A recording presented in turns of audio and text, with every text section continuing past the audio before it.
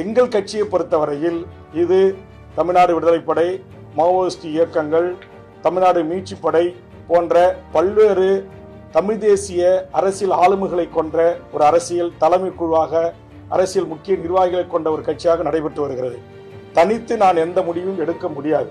சில பத்திரிகை நண்பர்கள் என்னை நேர்காணல் காணுவதற்கு வருகை தந்த போது நான் ஒரு 24 மணி நேரம் பொறுத்துக் கொள்ளுங்கள், நாளை பத்திரிகையாளர்களை அதிகாரப்பூர்வமாக சந்திக்கிறேன் என்று சொன்னேன். உடனே 24 மணி நேரம் கெடு என்று ஒரு செய்தியை போடுகிறீர்கள். திமுக இந்த நிமிடம் வரையிலும் மூத்த தலைவர்கள் என்னோடு பேசிக்கொண்டுதான் இருக்கிறார்கள். ஆனால் காத்திருந்த வேல்முருகன் என்று என்னுடைய சுயமரியாதைக்கும் தன்மானத்திற்கும் நீங்கள் இழுக்கு ஏற்படுத்துவது போல் உங்கள் பரபரப்புக்கு பிரேக்கிங் நியூஸ் போடுகிறீர்கள். அப்படி இல்ல, வேல்முருகன் பண்ணுகிற நேர்மையான அரசியல். எனது அரசியல் பொதுவாழ்வு என்பது சுமார் 40 ஆண்டு காலத்திற்கு மேல் 6 முறை தேர்தலை சந்தித்திருக்கிறேன். தலைவர் கலைஞர், மறைந்த அம்மையார் ஜெயலலிதா, எடப்பாடி, OPS, மருத்துவர் ராமதாஸ் ஐயா என்று பல்வேறு தமிழ் சமூகத்தின் மிகப்பெரிய ஆளுமைகளோடு நான் ஒன்றாக பழகி அவர்களோடு அரசியலிலே பணியாற்றியிருக்கிறேன், அனுபவங்களை பெற்றிருக்கிறேன். அதனால் தயவு செய்து அதிகாரப்பூர்வமாக நாங்கள் அறிவிக்கின்ற அந்த செய்திகளை மட்டும் நீங்கள் வெளியிட வேண்டும் என்பது என்னுடைய தாழ்மையான வேண்டுகோள். உடனே சொல்றீங்க அதிமுக 3 இடங்கள் தருகிறது, வேல்முருகன் அதிமுகவோடு போகிறார், விஜயுடன் பேச்சுவார்த்தை நடத்தி கொண்டிருக்கிறார். எங்கள் கட்சியை பொறுத்தவரையில் எந்த ஒரு முடிவாக இருந்தாலும் ஒரு முறைக்கு 2 முறை 3 முறை அனைத்து நிலை பொறுப்பாளர்கள் வரையிலும் அவர்களை அழைத்து கருத்து கேட்டு பேசி அதற்கு பிறகுதான் ஒத்த கருத்து ஏற்பட்ட பிறகுதான் நாங்கள் இந்த முடிவை அறிவிப்போம்.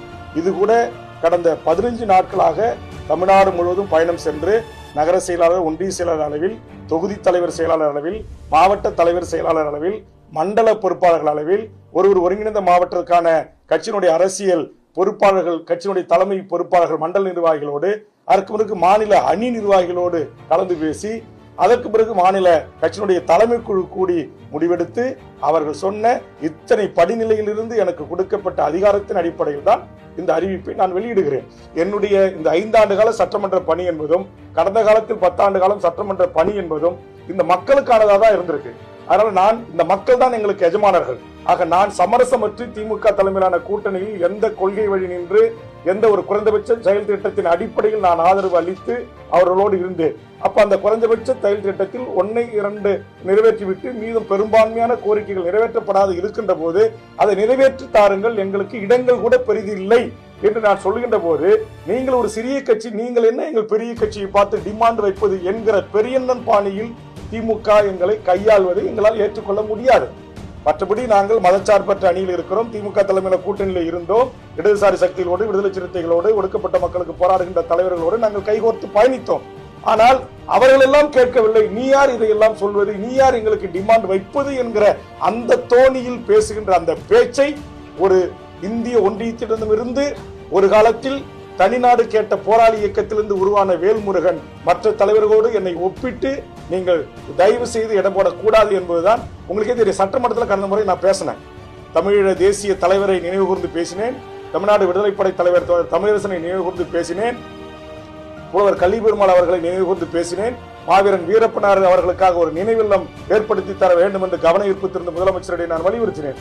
ஆக இது எல்லாம் எதை காட்டுகிறது என்று சொன்னால், எனக்கு பதவியோ பணமோ வேற எதுவுமே எனக்கு தேவையில்லை. நான் ஓட்டு அரசியல் இருந்து கூட விலகி, நான் என் கட்சி இல்லை, நான் தனிப்பட்ட வேல்முருகனாகிய நான் ஓட்டு அரசியல் இருந்து கூட விலகி நான் இந்த மண்ணுக்கும் மக்களுக்கும் மொழிக்கும் இனத்திற்குமாக மண்டியிடாமல் மானத்தோடு போராடி மடிவதற்கு தயாராக அர்ப்பணித்துக் கொண்டு பொது வாழ்வுக்கு வந்தவன் வேல்முருகன். என்னுடைய கடந்த கால வாழ்வு, வரலாறு, என்னுடைய தியாகம், என்னுடைய அர்ப்பணிப்பு, இதை குறித்து கிஞ்சித்தும் ஒரு சீர்தூக்கி பார்க்காமல் உடனே வேல்முருகன் இங்கிலன்னு அங்க போயிடுவாரு, அங்கிலன்னு எங்க போயிடுவாரு, உடனே சசிகலா தலைமையில கூட்டணியில் இடம் பெற்றுவாரு, இப்படிலாம் போட்டு எங்களுடைய இந்த போர்க்குணம் கொண்ட ஒரு போராட்ட கொண்ட ஒரு சமூக நீதி தளத்தில் சாதி மத சண்டைகள் இல்லாத ஒரு தமிழர் வாழ்வுரிமைக்கான, இந்த தமிழர் நிலத்தில் வாழ்கின்ற மொழிவழி சிறுபான்மையர்களின் வாழ்வுரிமைக்காகவும் உலக தமிழர்களின் வாழ்வுரிமைக்காகவும் போராடுகிற ஒருவனை தயவு செய்து நீங்கள் புரிந்து கொண்டு எங்கள் உணர்வுகளுக்கும் உணர்ச்சிகளுக்கும் மதிப்பளித்து செய்தி வெளியிட வேண்டுமே தவிர பரபரப்புக்கான செய்திகளை வெளியிட வேண்டாம் என்று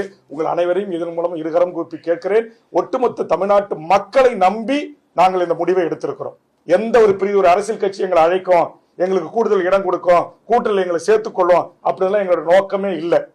இந்த நாட்டை மதத்தின் பெயரால் பிளவுபடுத்துற, மதத்தின் பெயரால் மக்களை கூறு போடுகின்ற பாரதிய ஜனதா என்கிற அந்த என்டிஏ தலைமையிலான கூட்டணியில் தமிழக வாழ்வுரிமை கட்சி இடம்பெறாது என்பதை அதிகாரப்பூர்வமாக நான் அறிவிக்கிறேன். அதனால நீங்க உடனே சீட்டுக்காக வேல்முருகன் பிஜேபியோட கூட்டணிக்கு போயிடுவாரு, அங்க போயிடுவாரு, இங்க போயிடுவாரு, அதெல்லாம் கிடையவே கிடையாது.